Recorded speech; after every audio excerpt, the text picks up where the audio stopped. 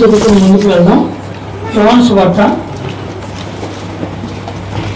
21వ అధ్యాయం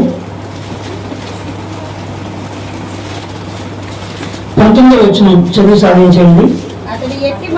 18 కూడా చదువుకుని వెళ్దాం. అర్థమైంది. యేసు నా గొర్రెలను మేపుము, నీవు ఎవరుడవై ఉన్నప్పుడు నీ అంతట నీవే నడుము కట్టుకుని నీ ఇష్టమైన చోటుకు వెళ్ళుచుంటివి. నీవు ముసలివాడైనప్పుడు నీ చేతులు నీవు చాచుదువు, వేరొకడు నీ నడుము కట్టి నీకు ఇష్టము కాని చోటుకి నిన్ను మోసుకొని పోనని నీతో నిశ్చయముగా చెప్పుచున్నానని అతనితో చెప్పాను. 19వ వచనం అందరం బాగా గమనిద్దాం. అతడు ఎట్టి మరణము వలన దేవుణ్ణి మహిమపరచునో దాన్ని సూచించి ఆయన ఈ మాట చెప్పాను. ఇలా చెప్పి నన్ను వెంబడించమని 19వ వచనం మళ్ళీ ఒక మాట చదవండి. అతడు ఎట్టి మరణము వలన దేవుణ్ణి మహిమపరచునో చాలు. ఎట్టి మరణము వలన దేవుణ్ణి మహిమపరచునో దాన్ని సూచించి యేసుక్రీస్తు వారు మాట్లాడుతున్న మాట అన్నమాట. యేసుక్రీస్తు వారు పేతురు గారితో మాట్లాడుతూ సంఘ బాధ్యతలు అప్పచెప్పే సమయం అన్నమాట ఇది. నువ్వు నన్ను ప్రేమిస్తున్నావో బాగా అని చెప్పి అడిగి ఆయన సంఘ బాధ్యతల్ని దేవుడు అప్పగిస్తూ ఉంటాడు. అలా అప్పగించే సమయంలో ఏమంటున్నాడంటే, నువ్వు యవనుడిగా ఉన్నప్పుడు నువ్వు ఎక్కడికి వెళ్ళాలనుకుంటే అక్కడికి వెళ్ళిపోతూ ఉంటావు, ఏం చేయాలనుకుంటే అది చేస్తూ ఉంటావు, వేరే వారి మీద ఆధారపడాల్సిన అవసరం ఏమీ లేదు అని ఆయన ఈ యవన స్థితి గురించి యేసుక్రీస్తు వారు చెప్పారు. చెప్పంగానే వెంటనే మనం పక్కెళ్ళిపోయి నువ్వు వృద్ధాప్యం అయినప్పుడు ఏమైందంటే, నువ్వు ఎక్కడికి వెళ్ళాలనుకున్నావో అక్కడికి నువ్వు వెళ్ళవు. నీకు ఇష్టం లేని చోటకి నిన్ను బలవంతం చేసి కొంతమంది తీసుకొని వెళ్ళిపోతారు. యవనంలో ఏవైనా నువ్వు చేస్తావు, వృద్ధాప్యంలో నువ్వు ఏమనుకుంటావు అది నువ్వు చేయలేవు అనే విషయం తెలియజేస్తున్నారు. అది నిజమైనా కాదా? ఇప్పుడు నేను యవనస్తుల్ని రావాలనుకున్నా, బండి మీద నాకు స్వెటర్ లేకపోయినా ఏళ్ళు లేకపోయినా వేరే వరకు నాకు సంబంధం లేదు, అక్కడి నుంచి ఇక్కడికి నేను వచ్చేస్తా. ఆ కుర్చీలో కూర్చున్న ముస్లిం వాళ్ళని రామన్నా అనుకో, తెనాలకు వస్తారా? ఇప్పుడు వాళ్ళ ఆధీనంలో లేదు. అయ్యా బాబు అని ఎవరైనా అడిగితే తీసుకెళ్తూ ఉంటారు. ఇప్పుడు నా శక్తిలో నా బలం ఉంది కాబట్టి నేను ఏమనుకున్నా చేసేస్తూ ఉంటా. కానీ వాళ్ళ బలం లేదు, బలం ఉడికిపోయిన వాళ్ళు అనమాట. వాళ్ళు వేరే వాళ్ళ మీద ఆధారపడాలి, వేరే వాళ్ళని అడిగితేనే వాళ్ళు ఏమైనా చేయగలరు అనమాట. అలా పేతురు గారికి కూడా వచ్చింది అని చెప్పి ఆయన మరణాన్ని గురించి తెలియజేస్తూ ఒక మాట అన్నాడు. జాగ్రత్తగా అన్నాడు, నిద్రపోయేవాడు మధ్య అడుస్తూ ఉంటారు. అర్థమైందా? ఆ నిద్రపోయేవాడు ఉన్నారని. ఎట్టి మరణము వల్ల దేవుడికి మహిమ వచ్చునో అని అన్నాడు. అంటే మరణం ఎలాంటి మరణం కలిగితో దానివల్ల కూడా దేవునికి ఏమొచ్చింది? మహిమ వచ్చింది. అంటే మనిషి మరణంలో కూడా దేవుడికి ఏముంది? మహిమ ఉంది. మంచి మరణం అంటే మీరు చెప్పండి, మీకు తెలిసింది. మంచి మరణం అంటే ఏంటి? సమాజంలో మంచి మరణం అంటూ ఉంటారు కదా, అలాంటి ఏమైనా తెలిసి మీకు ఉన్నాయా? సరే నేను చెబుతానండి. ఒకడు ఉద్యోగం తెచ్చుకొని నెలకు 30,000 రూపాయలు తెచ్చుకుంటూ మంచిగా బతుకుతూ ఇల్లు, ఆస్తులు, కారు, మంచి అందమైన భార్య, మంచి పిల్లలు, చదువులు, పదవులు అన్నీ సంపాదించుకొని 60 ఏళ్ళు పైకి వచ్చేటప్పటికి లేదా 70 ఏళ్ళు పైకి వచ్చేటప్పటికి ఏ రోగం రాకుండా మంచం మీద పడిపోకుండా అలా కన్ను చచ్చిపోయాడు అనుకో, ఎంత మంచి చావురా. వేరే వాడికి చాకరీ పెట్టలేదు, వేరే వాడి చేత ఏమీ అనిపించుకోలేదు. ఆ మంచం మీద పడి అమ్మ ఆ సాయం చేస్తావా, అమ్మ ఈ సాయం చేస్తావా అని అడుక్కోవాల్సిన పని కూడా లేదు. మంచి చావురా అని అంటూ ఉంటాడు ఎవడు? లోకంలో ఉన్నాడు. ఎందుకంటే చావు ఏది మంచిదో ఏ మనిషికి తెలియదు కదా. సమాజంలో నలుగురిని అడిగాడు, దీన్ని చూశాడు. ఈరోజు మంచం మీద ఉన్న ముసలి దగ్గరికి వెళ్ళి అడగండి, ఎందుకు ఏదో బతుకుతున్నా, చావు ఎప్పుడు వచ్చిద్దా అని చూస్తూ ఉన్నా అంటారు ఏ ముసలోనైనా. కానీ చావడు, ఆ మాట అంటారు అంతే. అతను చావడానికి సిద్ధంగా ఉండరు, ఎందుకులే అని అనుకుంటూ ఉంటారు. సమాజం దృష్టిలో మంచి మరణం అంటే ఏంటి అంటే ఇదన్నమాట. ఇలాంటి మరణాన్నే అందరూ మంచిగా చూస్తూ ఉంటారు. ఏ మాటగా మాట భలే చచ్చారా, చావులో కూడా భలే అనమాట ఇలా బతికితే. కానీ దేవుని దృష్టిలో ఇది మంచి మరణం కాదు. ఇప్పుడు మనకి బైబిల్లో స్టెఫన్ గారు కనపడుతూ ఉంటారు. స్టెఫన్ గారు ఎలా చనిపోయారు? రాళ్లతో కొట్టి ఎంతగానో కొట్టి కొట్టి కొట్టి చంపారనమాట ఆయన్ని. అర్థమైందా? ఆయన బయటికి తీసుకొచ్చి ఒక గొంతులో పడేసి రాళ్లతో కొట్టి చంపేశారు. ఇప్పుడు స్టెఫన్ గారి మరణం మంచి మరణమా? ఇప్పుడు నేను ఒక ఎగ్జాంపుల్ చెప్పాగా, ఇది మంచి మరణమా? స్టెఫన్ గారి మరణం ఊరుకొని మరీ చెబుతారు. రాళ్ళతో కొట్టి చంపడం మమ్మల్ని, రాళ్ళతో కొట్టి మరణం మంచి మరణం అంటున్నావు, కానీ అందరూ కోరుకునేది ఏ మరణం? ఆ మనుషుల్లో పడకుండా అలా మెల్లిగా వెళ్ళిపోవాలి, అలా కనుమయ్యాలి, అలా శ్మశానానికి తీసుకెళ్ళిపోవాలి. అందరూ కోరుకునే మరణం ఇదే. కానీ పేరుకు మాత్రం మనం ఏం చదువుతున్నాం? మంచి మరణం అంటే స్టెఫన్ గారిది అంటూ ఉన్నాం. మరణం గురించి చాలా మందికి సమాజంలో ఆలోచన లేదు. ఈరోజు మరణం గురించి మాట్లాడితే, ఈరోజు నేను వెళ్ళిపోయిన తర్వాత కూడా ఏమి దొరికినట్టు మరణం గురించే మాట్లాడాలా అనే వాళ్ళు కూడా ఉంటారు ఇక్కడ నేను వెళ్ళిపోయిన తర్వాత.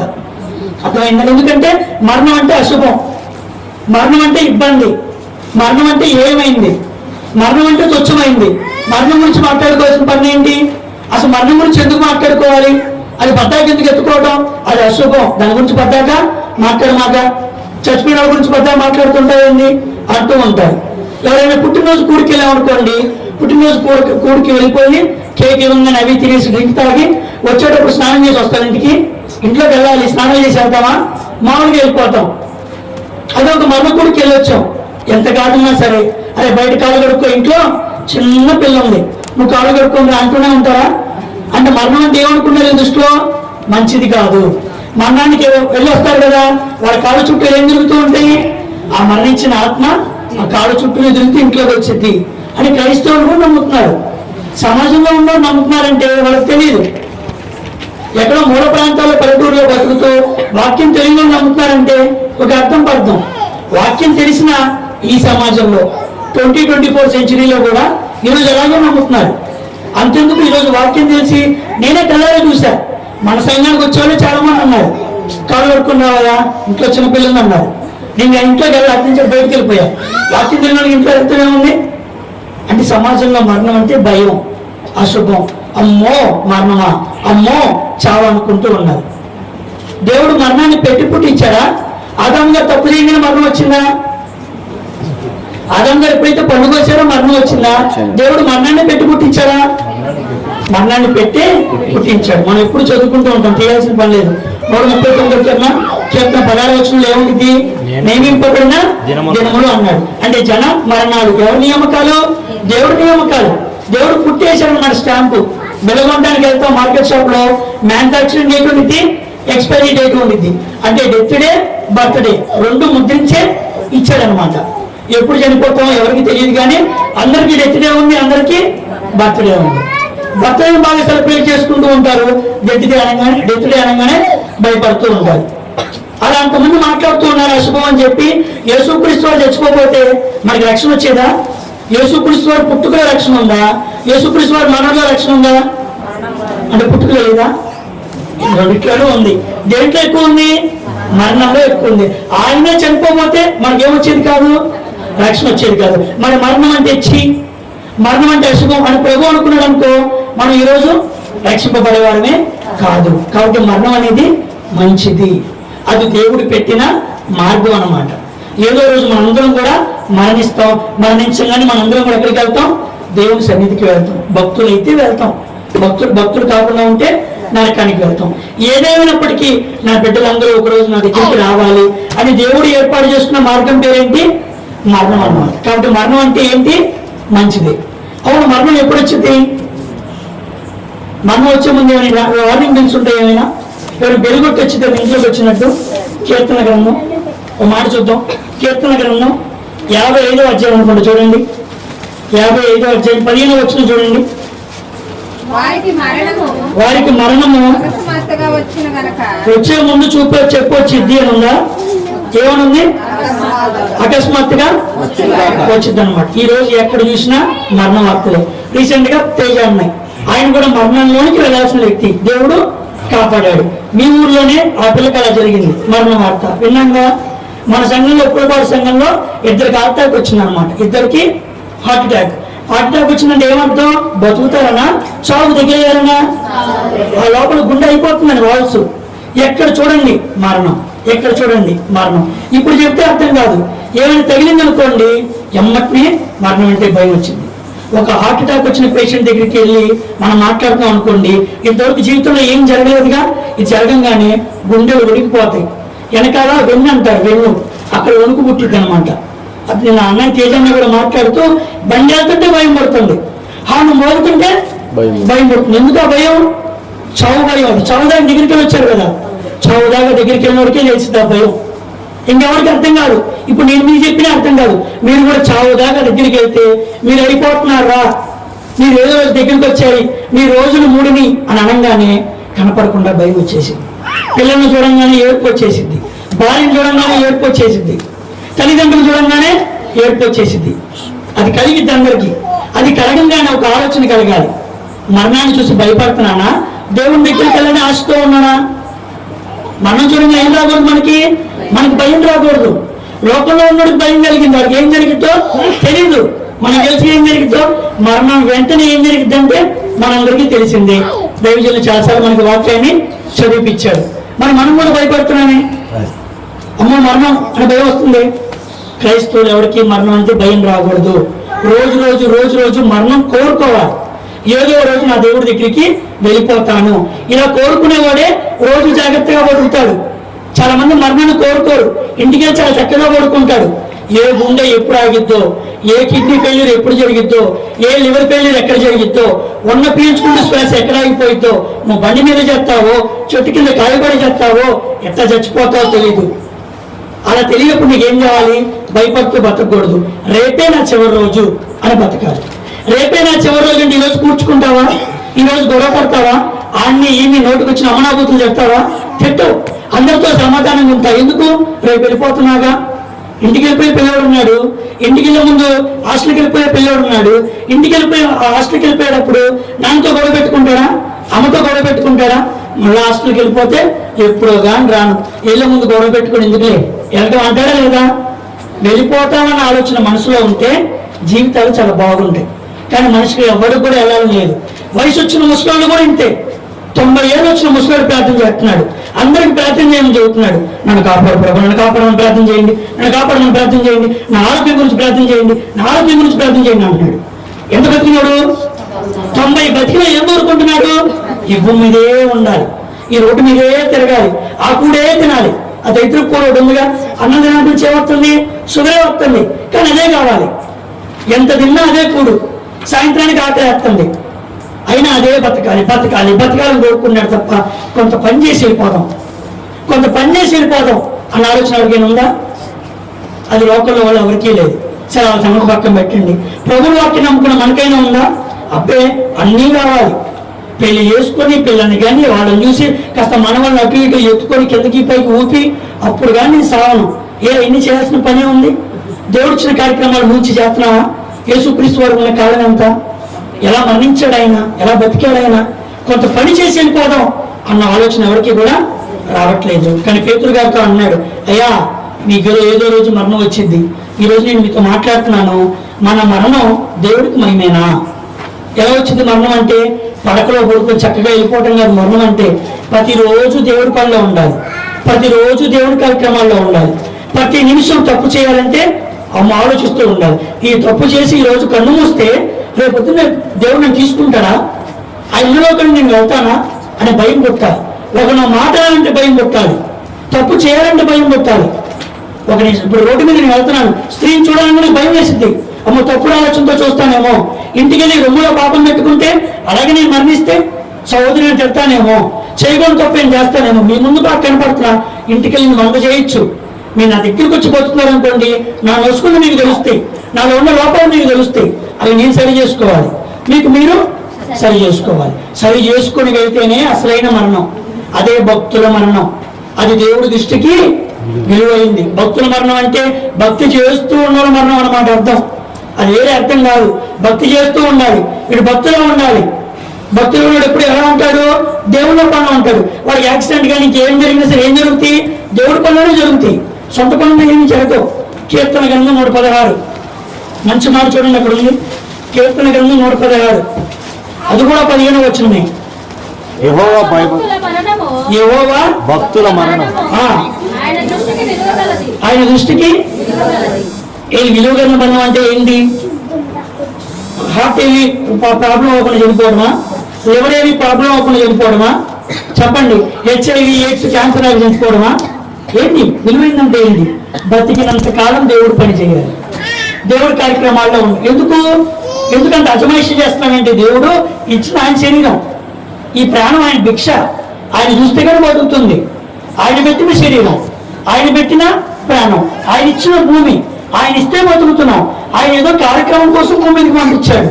ఆ పని చేయాలా, వెళ్ళిపోవాలా? రోజు రోజుకి నేను నా దేవుడి దగ్గరికి వెళ్ళాలి, మా ఇల్లు అది, నా పుట్టిల్లు అది అన్న ఆలోచన రోజు క్రైస్తవులు ఏడుంది.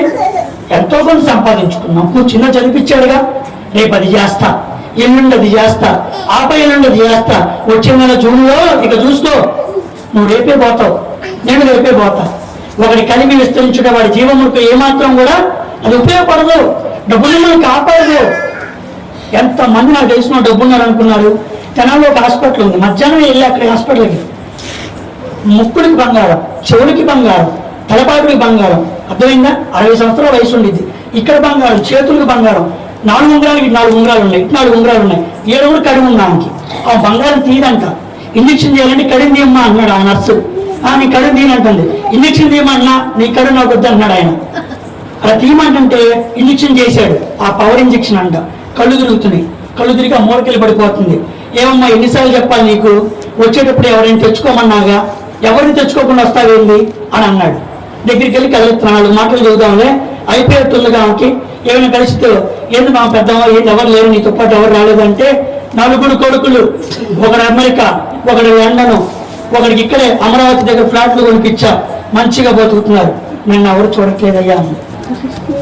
కాబట్టి నాకు మీరు వచ్చేసిన ఏంటి మనం ఏంటి, ప్రభువాక్యం మాట్లాడుతుంటే పశ్చాత్తాపం వచ్చేస్తుంది. ప్రజల వల్ల మార్పు రావట్లా.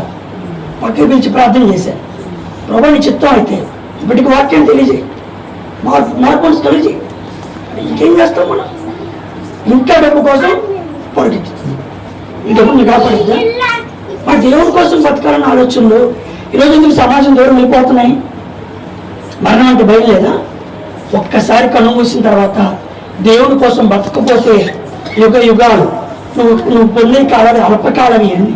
హెబ్రీ పత్రికలో ఉండేది, అల్పకాల పాప భోగము అనుభవించుట కంటే క్రీస్తు విషయమై నువ్వు ఏ సంతోషానికి వెళ్ళు.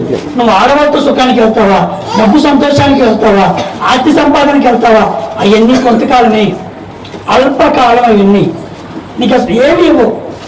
పెద్ద పెద్ద వాళ్ళు ఉద్యోగాలు మానేస్తున్నారు ఈ సంపాదన కోసం అని చెప్పి. ఈరోజు ఆ సంపాదన కోసం దేవుడి సంఘం చేస్తున్నారు. 30,000 రూపాయలు ఉద్యోగం హైదరాబాద్లో, సంఘానికి వెళ్తే అవకాశం ఉండదు. మంచిగా ఉంది బతుకు, రైట్ బాగుండిద్ది, ఏసీలో ఉండొచ్చు, 30,000 రూపాయలు నెలకిస్తారు. భార్య 2 పిల్లలు, ఏ క్లాస్గా బతకచ్చు. అది ఇక్కడ 10,000 వస్తాయి, దొరకవు, ఇబ్బందులే ఉంటాయి. బిడ్డలు ఇక్కడ పోషించుకోవాలి. 10,000 రూపాయలు నెలకిస్తాం. కష్టపడుతూ దేవుడి కార్యక్రమాల్లో ఉంటూ దేవుడి పని చేసుకుంటూ అలా కాలాన్ని ముగించేసి వెళ్ళిపోతావా? కాదు, 30,000 రూపాయలు, సంఘం ఉండదు, దైవజనుడు ఉండదు, వాక్యం ఉండదు, ప్రేమించేవాళ్ళు ఉండదు. వెళ్తావా అంటే ఒక సహోదరుడు దానికే వెళ్ళాడు, అది 30,000 కావాలి. వాక్యం అర్థం కాదు. వాడిని చూసి ఈరోజు చాలా మంది తయారవుతున్నారు. వాడు మంచిగా బతుకుతున్నాడు, వాడు మంచిగా ఉంటున్నాడు. ఏందా మంచి? కన్ను మొయ్యంగా తెలిసింది. ఆ బాధ చెప్తే అర్థం కాదు. అది వాక్యం విని తెలిసిన వాడికే. అదే డబ్బులు ఖర్చు పెట్టుకుంటూ ఎంతమంది ప్రయాసపడి వాక్యం చదువుతున్నారు. సమయానికి వద్దామని మీకు లేదు, దేవుడి కార్యక్రమంలో పాల్గొందామని మీకు లేదు. చెప్పేవాడు ఆసక్తి ఎక్కడి నుంచి వచ్చి చెప్పండి. పిల్లలు ఇంటేనే టీచర్ వస్తాడు, అంతేనా కాదా? నిస్వార్థంగా బతకాలి, నిక్కచ్చిగా బతకాలి, 4 రోజులే బతకాలి, ప్రభు కోసం బతకాలి. ఈ అబ్బాయి ఎవరికి ఉండేవాడు, 4 రోజులు దేవుడి పని చేశాడు, చచ్చిపోయాడు. పర్లా దేవుని కోసం వెళ్ళాలి. ఈ లోకంలో మీరు ఎంతైనా అనుభవించండి, ఏ రోజు కోరుతూనే ఉండిద్దంట. అర్థమైందా? జ్ఞానం తెలియనివాడు సమాధికి వెళ్తున్నాడు, జ్ఞానం తెలిసినవాడు సమాధికి వెళ్తున్నాడు. తేడా ఏంటి? ధైర్యం ఉండాలి. మనం మరణం చూసి భయపడకూడదు, మరణాన్ని చూసి మనలో ఎవడో ఏడవకూడదు. మరణం అంటే ఏంటి? దేవునితో వెళ్ళటానికి వెళ్ళే మార్గం. లోకంలో ఏడుస్తాడు, ఇప్పటివరకు మనతో ఉన్నాడు కాబట్టి బంధాలు ఉంటాయి కాబట్టి కాస్త ఏడుపు రావడం సహజమే. కానీ మన కన్నమ్మటి కన్నీరు చుక్క రాకూడదు. ఎందుకు? ఎక్కడికి వెళ్ళాడు? దేవుడు ఏర్పాటు చేసిన మార్గంలో చక్కగా దేవుడి దగ్గరికి వెళ్ళాడు. అందుకే నేను అప్పుడు చనిపోయినా సరే నేను వేస్తాను, ట్రై చేయండి. అయ్యో నాకు మరణం రాదేంటి అని బాధ కలుగుతూ ఉంది. అంతేకాని మనం క్రైస్తవులు మరణిస్తే, వాక్యానుసారమైన వ్యక్తులు మరణిస్తే అసలు ఏడుపు రాకూడదు. వాళ్ళు ఎక్కడికి వెళ్ళారు?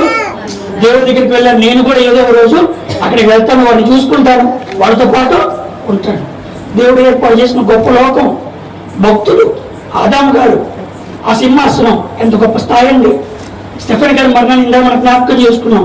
అలా రాళ్ళతో కొడుతున్నప్పుడు ఎవడైనా రాళ్ళతో కొడతాం అనుకోండి, చేతులు ఎక్కడికి వెళ్తాయి? రాళ్ళతో మిమ్మల్ని కొడుతున్నా, చేతులు ఎక్కడికి వెళ్తాయి? మొహం మీదకి వెళ్తాయి. ఆయన చేతులు అడిగేది తెలుసా? ఆకాశం వైపు చేతులు ఎత్తాడు. ఆయన కొడుతున్నప్పుడు ఎవడైనా ఇలాగే అంటాడుగా, ఆయన అది కూడా ఉన్నారు. ఆ సమయంలో మోకరించాడు. వాళ్ళు కొడుతుంటే వాళ్ళ గురించి ప్రార్థన చేశాడు. ఆయన గురించి ఏముంది తెలుసా? అపోస్తుల కార్యాలు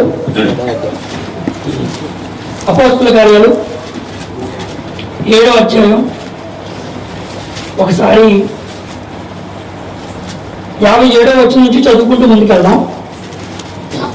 అప్పుడు వారు పెద్ద కేకలు వేసి చెవులు మూసుకొని ఏకముగా అతని మీద పడి పట్టణపు వెలుపలికి అతన్ని వెళ్ళగొట్టి రాళ్ళు రువి చంపిరి.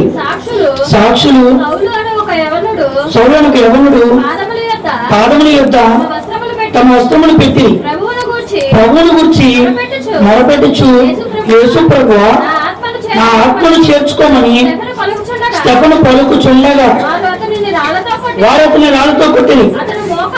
అతను మోకాళ్ళుని, ఆ సమయంలో మోకాళ్ళు కొడుతున్నప్పుడు, ఆ సమయంలో మోకాలు ఇస్తారా? మన మోకాలు మామూలుగానే మోకాళ్ళు అయ్యాం. చంపిపోయే సమయంలో ప్రభువా అని చెప్పి పరలోక వైపు చూశాడు. తండ్రి కనపడ్డాడు. ఆయనకి తండ్రి కనపడ్డాడంట. తండ్రిని ఎవరు చూడలేదు, తండ్రి ఎవరికి కనపడ్డు. దేవుని మహిమ కనపడింది. ఆ మహిమ పక్కన ఎవరున్నారంట? యేసుక్రీస్తు వారు. చదవండి, అక్కడ యేసుక్రీస్తు వారు కూర్చున్నారా, నుంచున్నారా? ఏం చేశారు? ఆ ప్రభువా వాళ్ళ మీద ఆకాశము తెరవబడుట. 1:54 వచ్చింది చదవండి. వారి మాటలు విని కోపంతో మండిపడి అతను చూచి పండ్లు కొరికిరి. అయితే అతడు పరిశుద్ధాత్మతో నిండుకొని వాడు ఆకాశం వైపు తేరి చూచి దేవుని చూచి ఆ దేవుని మహిమను చదవండి.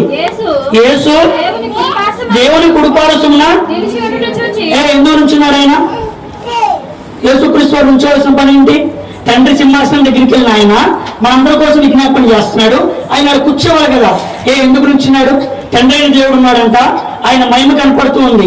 తండ్రి అయిన దేవుడిని ఎవరు కూడా చూడలేదు. ఆయన పక్కన యేసుక్రీస్తు వారు నుంచున్నారంట. ఎందుకు నుంచున్నారు? ఒక భక్తుడు భూమి మీద నుంచి ఎక్కడికి వస్తున్నాడు? పరదేశకు వస్తున్నాడు అన్నమాట. పరదేశంలోనికి వెళ్తున్నాడు. ఒక భక్తుడు దేవుని కోసం బతికి, దేవుని కోసం అన్ని కార్యక్రమాలు చేసి, అతసాక్షిగా మారి, విలువ కలిగిన మరణంగా మార్చుకొని దేవుడి దగ్గరికి వెళ్తుంటే సాక్షాత్తు యేసుక్రీస్తు వారు నిల్చొని ఆ భక్తుడు వైపు చూస్తున్నాడంట. భక్తులు వస్తుంటే ప్రభు అలా చూస్తాడు. కూర్చుని యేసుక్రీస్తు వారు నుంచొని చూస్తున్నాడంట. ఇప్పుడు కిందకి 40 వచ్చిన చూడండి. అతడు మోకాళ్ళుని ప్రభువా వారి మీద ఈ పాపము మోపకమని గొప్ప శబ్దంతో పలికెను.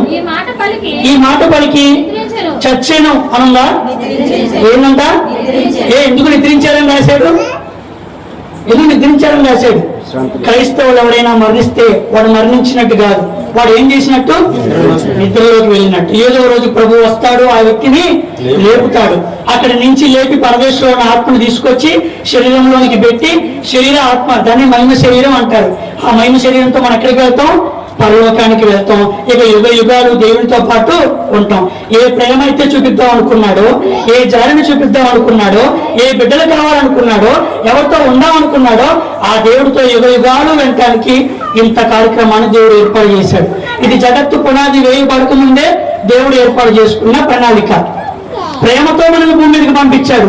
వీళ్ళు ప్రేమను నేర్చుకొని తిరిగి నా దగ్గరికి రావాలి. ఇక్కడ నువ్వు సంఘాన్ని ప్రేమించలేకపోయావు అనుకో, ఆ ప్రేమలోకి నువ్వు వెళ్ళవు. అక్కడ ఎవరి మీద జాలి చూపించలేవనుకో, ఆడ జాలిలోనికి వెళ్ళవు. నువ్వు ఇక్కడ జాలి చూపించలేవు, నువ్వు ఆడ జాలి చూపించవు. అందుకే రానివుడు. అర్థమైందా? ఒక విషపు చుక్క పాలు మొత్తాన్ని నాశనం చేసినట్టు ఒక ప్రేమ చూపించిన వాడిని తీసుకెళ్ళి పెట్టామనుకో, పరలోకంలో ఏముంది? ప్రేమే ఉంది. జాలి, దయ, కరుణ, సంతోషం, ఇక ఆకలి, బాధలు ఏముండవు. అంత గొప్ప లోకాన్ని తీసుకెళ్లాలంటే నువ్వు ఇక్కడ కుళ్ళిపోతాడు. నీకు ఇక్కడ మస్తరం ఉంది. ఒకడు తట్టుకోలేవు, ఒకడు ఎదిగితే తట్టుకోలేవు. వాడి దగ్గర తినాలి, వీడి దగ్గర తినాలి, వాడిని 4 మాటలు చెప్పాలి, వీడి మీద 4 మాటలు చెప్పాలి. లెగిసిన కాడి నుంచి వేరే వాడి మీద పడి ఏడ్చేవాడు ఎలా పరలోకం వెళ్తాడు? వాడి కోసం ఎలా ఉండిద్ది? వాడిని నిద్రించాలని ఎలా అంటాం? వాడు లెగుస్తాడు, నరకానికి వెళ్తాడు. యుగ యుగాలు శ్రమ పడటానికి అక్కడికి వెళ్తాడు. మన అందరం కూడా నిద్రిస్తాం. అందుకే అంతా తెస్సలోనికీ పత్రికలో తీయాల్సిన పని లేదు. నిద్రించిన వారి గురించి మీకు తెలియకుండా నాకు ఇష్టం లేదు. నిద్రించిన వారందరి గురించి మనకు తెలియాలి. ఈ సంఘంలో చాలా మంది, కుప్పలవాడ సంఘంలో మేము అక్కడికి వెళ్తానికి ముందు చాలా మంది భక్తులు చనిపోయారు. వాళ్ళందరూ నిద్రించి ఉన్నారు. రేపు రోజు వాళ్ళందరినీ కూడా మనం కలుస్తాం. మన ముందు పెద్దవాళ్ళు చనిపోతారు, నేను చనిపోతా, నా తర్వాత ఇక్కడ ఎవరో వేరే వాళ్ళు వస్తారు, వాళ్ళు చనిపోతారు. భక్తులుగా ఉన్న మనం ఎక్కడికి వెళ్తాం? నిద్రించిన వారిగా ఉంటే మనందరం కూడా కలుసుకుంటాం. ఇక్కడే సంతోషం. ఒకరోజు కూడికి ఏర్పాటు చేసుకోవాలని ఎంత సంతోషం ఉండిద్ది. 4 ముద్దలు తిని ఇంటికి వెళ్ళినప్పుడు ఎంత ప్రశాంతంగా ఉండిద్ది. ఒకరోజే ప్రతిరోజు కూడుకోవడానికి మనకి కుదరదు, డబ్బు లేదు, సమయం కుదరదు. రేపు అంతా ఆనందం అక్కడ అదే. మీకు తెలిసిన వాళ్ళతో సంతోషం ఉండొచ్చు. ఇక వ్యాధి, బాధ, కష్టం, పాత కూడా ఉండిద్దిగా. లేని రాజ్యం అని చెప్పి అంత గొప్ప రాజ్యంలోనికి వెళ్ళటానికి ఇంత చిన్న కష్టం పడలేకపోతున్నాం అంటే, మరణం అంటే భయం పెట్టుకున్నామంటే ఏమన్నారు ఇంకా చెప్పండి. ఇంత వాక్యం అర్థమైంది మనకి. ఇది వేరే వాళ్ళకి తెలియదు. అర్థం చేసుకున్నాం మనమే బతకపోతే ఎంత బాగా తెలిసిన ఈడు కూడా డబ్బు కోసం వెంపర్లాడుతున్నాడంటే నేను తెలుసుకొని ఏం చేయాలి అంటారు. ఇంత వాక్యం చెప్పిన నేను దేవుడి కార్యక్రమాలు ఎగ్గొట్టి డబ్బుల కోసం బయటకు వెళ్ళాను అనుకోండి, అన్ని మాటలు చదువుతాడు. మన దేవుడి కార్యక్రమం అంటే అది అన్నాడు అనుకోండి, నా వల్ల దేవుడికి ఏమొచ్చినట్టు? అపకీర్తి వచ్చినట్టు, అవమానం వచ్చినట్టు. ప్రాణం పోయినా సరే కొన్ని లాభాలని, కొన్ని సుఖాలని, కొన్ని మంచి పరిస్థితులు వదులుకొని రావాలి. అప్పుడే సంఘం ముందుకు వెళ్ళిద్ది. ఎందుకంటే సంఘం చెప్పే మాటలే కాదు, ప్రవర్తించే విధానం కూడా చూసిద్ది. దాన్ని సరి చేసుకోవడానికి ఈరోజు ఎంతమంది ప్రయాసపడుతున్నారు, ఎన్ని నోట్ను సరి చేసుకున్నారు. ఎంతో మంది వాక్యం చెప్పగలిగిన వ్యక్తులు ఉన్నారు. ఎందుకు వెళ్ళిపోగానే మైక్ చేతికి వచ్చిందని మాట్లాడట్లేదు? సరి చేసుకోవాలి. ప్రవర్తనలో ఎవరు ఖండించకూడదు. వీళ్ళు ఖండిస్తే నా దేవుడు ఖండించినట్టు అని అంతమంది ప్రయాసపడుతున్న వాళ్ళు మన ముందు మాదిరిగా ఉన్న పెద్దలు ఉన్నారు, అన్నలు ఉన్నారు, ప్రయాసపడుతున్నారు. వాళ్ళని చూసి ప్రయాసపడాలని ఆలోచన మనకు కొంత కాబట్టి కొంతైనా రాలేదనుకోండి, మరణం అంటే మనకేం కలిగిద్ది? భయం కలిగిద్ది. అదే దేవుడి పని చేయండి. ఇప్పుడు నాకు కొన్ని విషయాలు ఉన్నాయి, నేను సరి చేసుకుంటున్నా. ఇప్పుడు నాకు మరణం ఉంది అనుకోండి, తెలుసుకుని హాస్పిటల్కి వెళ్తున్నాం. హార్ట్ అటాక్ మా అమ్మని చూపించిన హాస్పిటల్కి వెళ్ళా.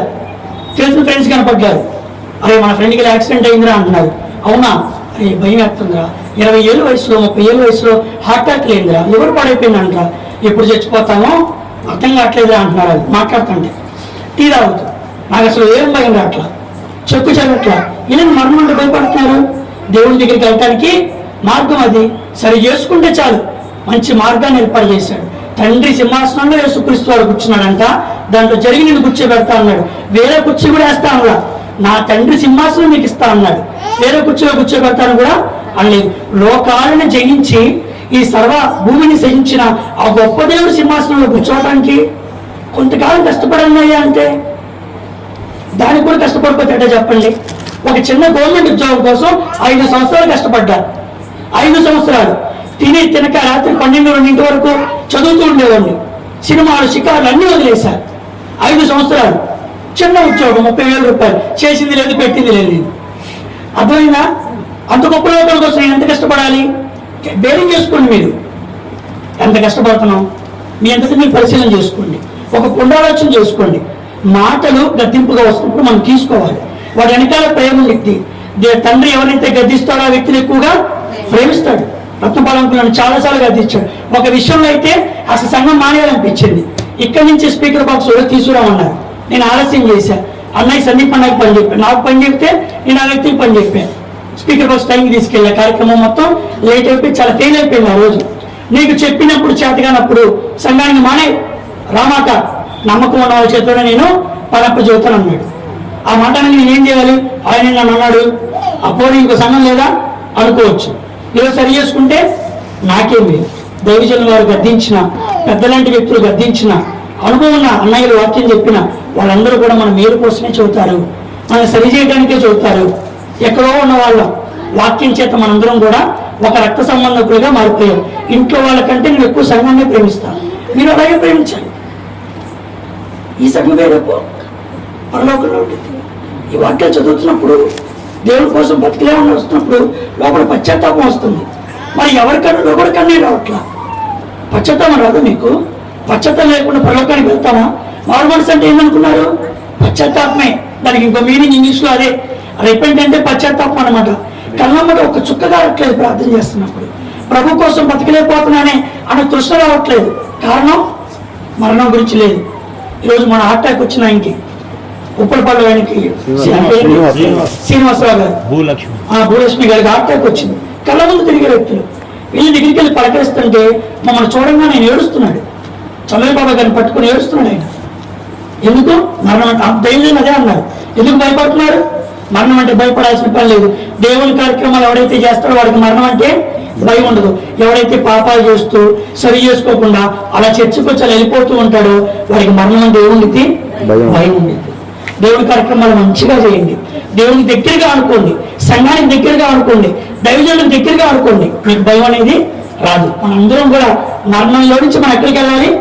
జీవనంలోకి వెళ్ళాలి. కాబట్టి మరణం అంటే భయం కాదు. మరణం అంటే మేలు. మరణం అంటే లాభం. అదే పౌలు గారు అన్నారు, చావైతే నాకు లాభం. ఎందుకు లాభం అన్నాడు? దేవుడి కోసం బతికాడు కాబట్టి. జన్మదినం కంటే మరణదినమే మేలు. ఎందుకు మేలు? జన్మదినం దేవుడు దూరం చేసింది. అక్కడ ఎక్కడో ఉన్న మనల్ని ఇక్కడ తీసుకొచ్చి పడేసింది. కానీ మరణదినం ఇక్కడ ఉన్న మనల్ని ఎక్కడ తీసుకెళ్తే అది జన్మదినం కంటే మరణదినమే మేలు. మరణం మంచిది, మరణం మేలు, మరణం లాభం. ఎవరికి? భక్తులకి. అప్పుడే అది దేవుడికి విలువైందనమాట. ఇప్పుడు మరణం గురించి అర్థమైంది కాబట్టి చావు కోరుకుంటారా? కోరుకుంటారా? కోరుకుంటారా? అప్పుడే కోరుకోరు. ఇంకా బాగా నలిగితే కోరుకుంటారు. ప్రార్థన చేసుకుందాం. కృప కలిగిన తండ్రి, జీవం కలిగిన ఆయన, మహాపరిశుద్ధమైన ఆత్మకరణ తండ్రి, నిఘనమైన ఉన్నతమైన శ్రేష్టమైన నామానికి మా ప్రభువైన యేసుక్రీస్తు వారి పేరిట వందనాలు స్తుతులు తెలియజేసుకున్నాం. ఆయన భూమి మీదకి మీరు మరణం అనే మార్గాన్ని ఏర్పాటు చేసి మన అందరినీ కూడా మీరు పిలుచుకున్నారు. ఆయన మరణం మీ దగ్గరికి చేరే మార్గం విషయాన్ని తెలియక మొదటి మరణాన్ని మేము భయపడకుండా రెండవ మరణానికి భయపడాల్సిన మేమందరం కూడా రెండవ మరణమైన నరకానికి భయపడకుండా మొదటి మరణం అంటే భయపడుతున్నాం. ఆయన దేనికి భయపడాలో లేని స్థితిలో బ్రతుకుతున్న మా అందరికీ కూడా మీ అమూల్యమైన మాటలు మీరు మాకు తెలియజేశారు. నేను మొదటి వర్తమానం ద్వారా సమయం సంకుచితంగా ఉందని, ఏదో రోజు మరణం వచ్చిందని అనే విషయాన్ని మీరు మాకు తెలియజేశారు. రెండో వర్తమానం ద్వారా మరణం మంచిదని, మేలుదని, అది లాభాన్ని ఇచ్చేదనే విషయాన్ని మీరు మాకు తెలియజేశారు. నిజంగా సరి చేసుకున్న వాడికి అది మంచి, సరి చేసుకోకుండా ఉన్నవారికి అది నష్టం, అది వేదన, అది బాధ.